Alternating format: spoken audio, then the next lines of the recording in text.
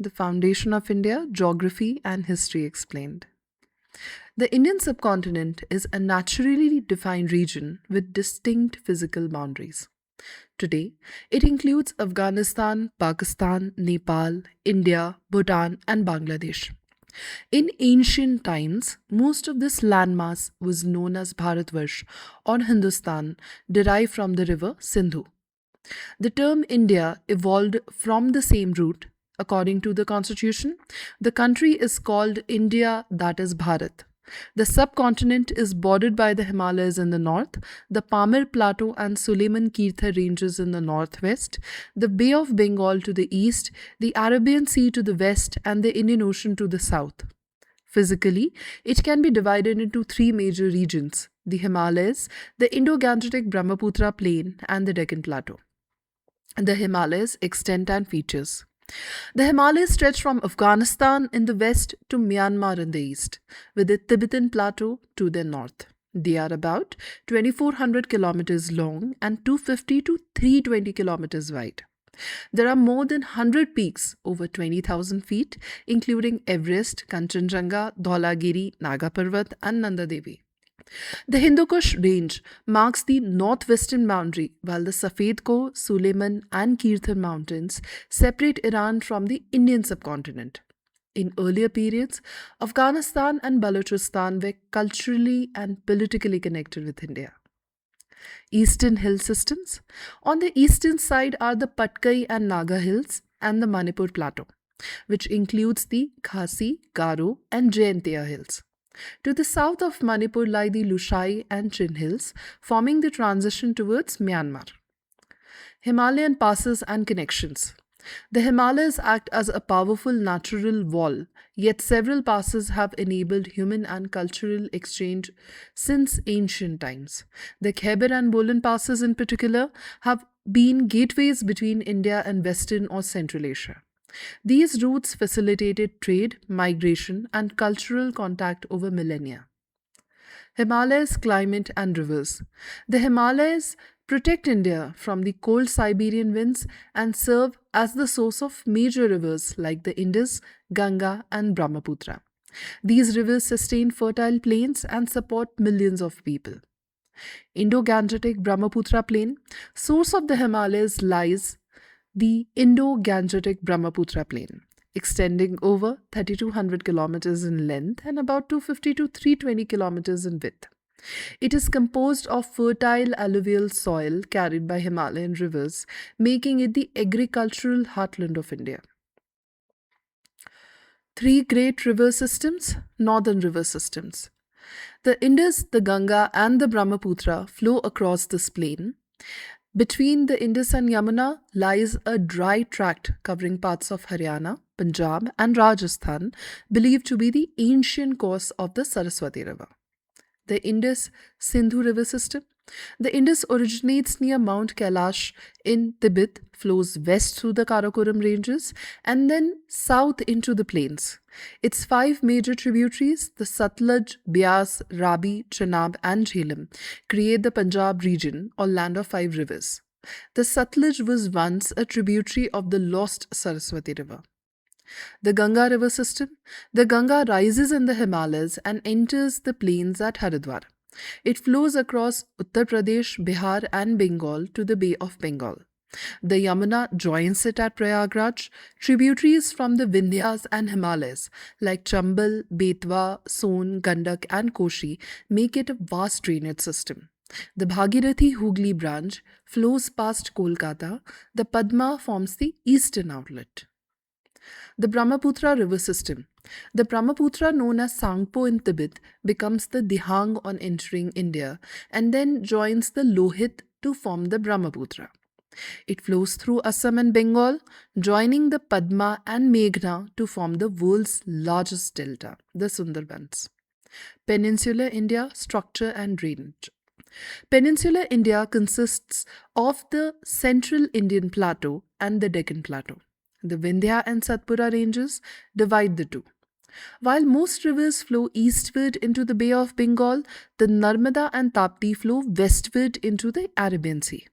Central Indian Plateau and passes. The central Indian plateau stretches from Gujarat to Chota Nagpur. The Thar Desert lies north of the Aravallis. Historic corridors like Chunar, Teliagari linked east and west India. Forts such as Gwalior, Rohtas, and Kalinjar guarded these key routes. Gujarat lowlands and coast. West of the plateau lie Gujarat's fertile lowlands. Rivers like the Mahi, Sabarmati, Narmada, and Tapi water the region. The run of Kutch and Kathiawar Peninsula are distinct coastal features, marshy in monsoon, dry in summer. The Deccan Plateau and the Ghats. The Deccan slopes from west to east. The Western Ghat rise to about 3,000 feet, leaving a narrow coastal strip, while the Eastern Ghats are lower and more broken. The Nilgiri Hills link both ranges in the south. Peninsular rivers.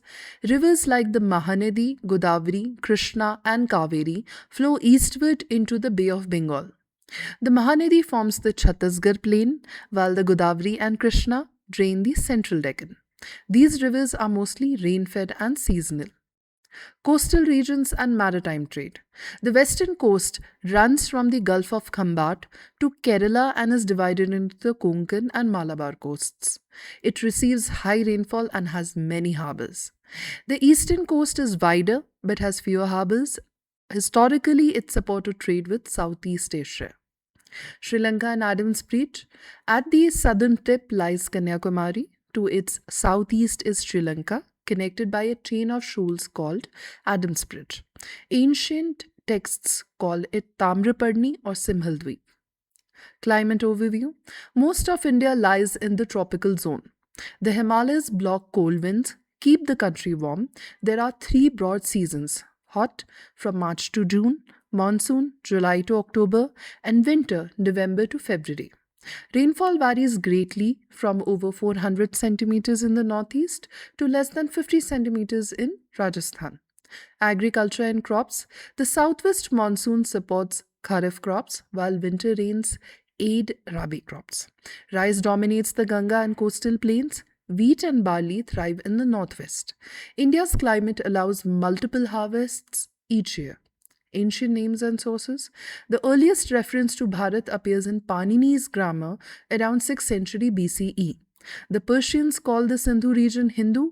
Greeks called it Indus, which evolved into India. Texts also mention Sapta Sindhu and Aryavart for northern India. Cultural geography. Ancient India recognized 7 sacred rivers and key urban centers: Ayodhya, Mathura, Varanasi, Ujjain, Kanchipuram, and Dwarka. These cities and rivers were spread across the land, linking regions culturally and spiritually. Political unity and empire. Ancient India understood the idea of political unity. Kings who achieved wide authority were called Samrat or Chakravarti. Empires such as the Mauryas, Guptas, and later Mughals upheld this concept of all India sovereignty. Regional variation and continuity. Distinct regions like Magad, Koshal, Kaling, Chola, and Pandya developed unique traits, yet shared a common civilizational base. Cycles of centralization and decentralization shaped India's political history. Assimilation of external influences. Invaders like Indo-Greeks, Sharks, and Kushans settled and assimilated within India's social structure.